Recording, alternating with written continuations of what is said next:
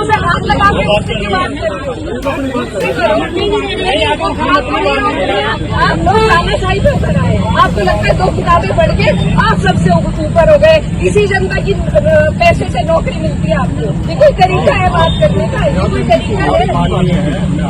नहीं, हम कोई मान्य नहीं है। आप ही लोग मान्य है। इस सरकार में आप ही लोग मान्य है। अब हमारे पास सड़क तो करने के अलावा और क्या है? मैं तो अनपढ़ हूँ, आप लोग पढ़े लिखे, हम सब अनपढ़ जाए हुए, हम सब अनपढ़ जाए हुए, आप लोग जानते हैं। अरे आप लोग, हाँ ठीक है, जाइए। नमस्कार, स्वागत है आपका। आप देख रहे हैं चर्चा में कौन है और आपके साथ मैं हूं शबाब। आज चर्चा में हैं इकरा हसन चौधरी, सांसद, जिन पर एफआईआर हुई। उसके बाद उनका एग्रेशन एक बार फिर साफ तौर से दिखा।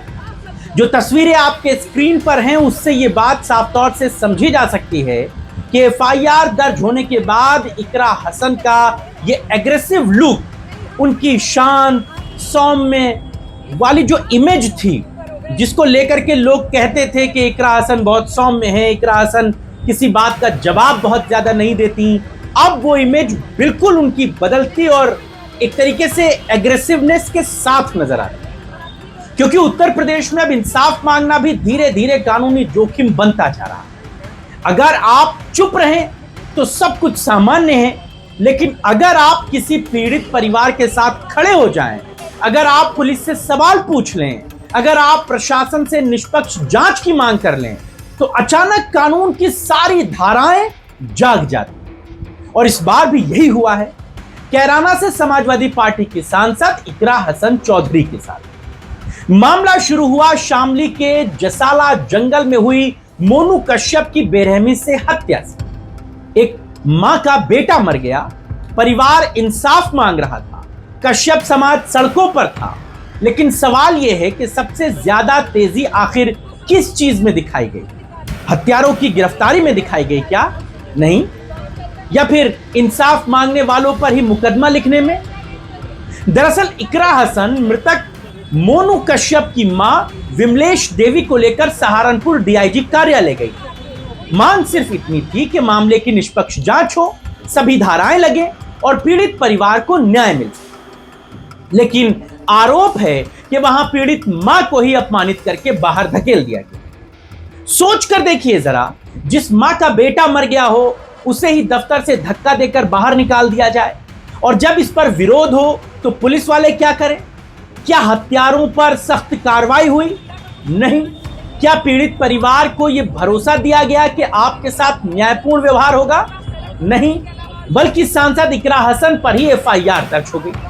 वाह साहब, यूपी पुलिस का न्याय मॉडल भी बहुत कमाल का। जो सवाल पूछेगा उसी पर मुकदमा हो जाएगा, जो आवाज उठाएगा उसी को सरकारी कार्य में बाधा बता दिया जाएगा। और यही वजह है कि इकरा हसन अब खुलकर कह रही हैं कि हम एफआईआर से डरने वाले नहीं हैं। उन्होंने साफ कहा है कि अगर प्रशासन को लगता है कि मुकदमों से आवाज दब जाएगी तो वो कान खोलकर सुन लें, इंसाफ की लड़ाई जारी रहेगी। क्या है इकरा हसन की ये बातें, जरा सुनिए। हाथ लगा के उसकी बात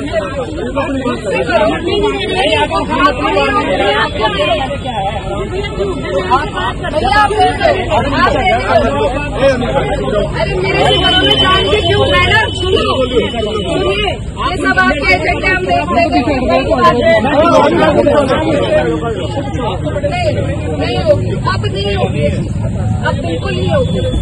हम बहुत, एक माँ रोती हुई अपने मरे हुए बच्चे के, आप लोगों का बच्चे के साथ ऐसा होगा ना, और आपके साथ तो इस तरीके से व्यवहार करेगा, तब आप पीड़ा समझेंगे। आप लोग तानाशाही पे उतर आए। आपको लगता है 2 किताबें पढ़ के आप सबसे ऊपर हो गए। इसी जनता की पैसे से नौकरी मिलती है आपको। ये कोई तरीका है बात करने का? ये कोई तरीका है? नहीं, हम कोई मान्य नहीं है। आप ही लोग मान्य है। इस सरकार में आप ही लोग मान्य है। आप ही की जमीन, आप ही की तानाशाही है।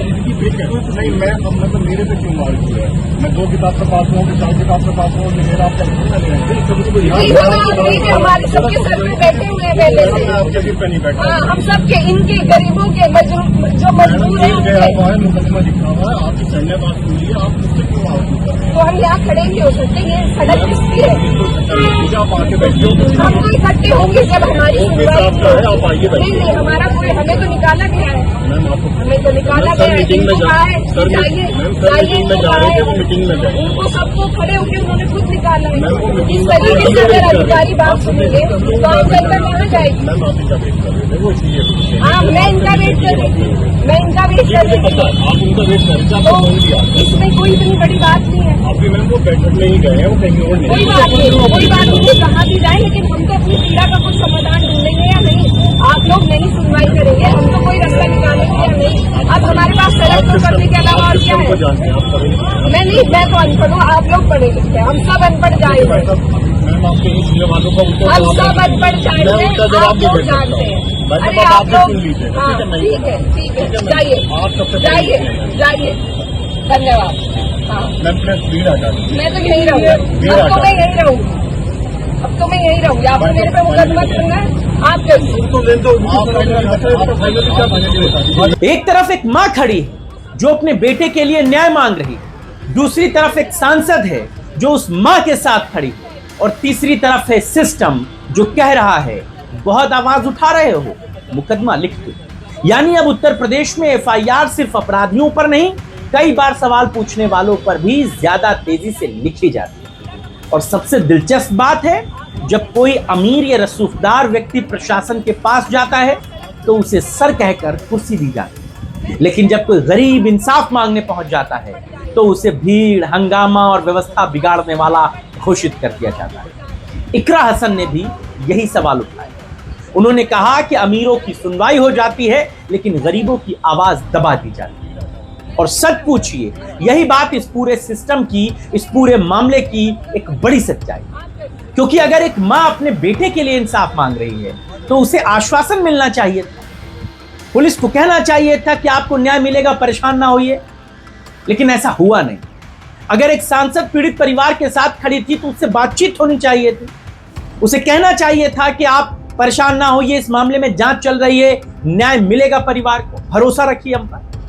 लेकिन कहानी उल्टी हो गई। सिस्टम जिससे सबसे ज्यादा अपराधियों को डरना चाहिए, बल्कि अब तो जो सिस्टम से सवाल करेगा उसी को डरने की जरूरत है। और यही वजह है कि अब हर विरोध को व्यवधान और हर सवाल को हंगामा बना दिया जाता है। लेकिन राजनीति का सच भी यही है, जब इंसाफ मांगने वालों पर ही मुकदमे दर्ज होने लगे तो समझ लीजिए सिस्टम सवालों से असहज हो चुका है। और जब पीड़ित मां अब भी न्याय का इंतजार कर रही हो लेकिन चर्चा एफआईआर की ज्यादा हो रही हो, तो समझ जाइए कि कहीं ना कहीं मामले का फोकस इंसाफ से हटाकर आवाज दबाने पर पहुंच चुका है।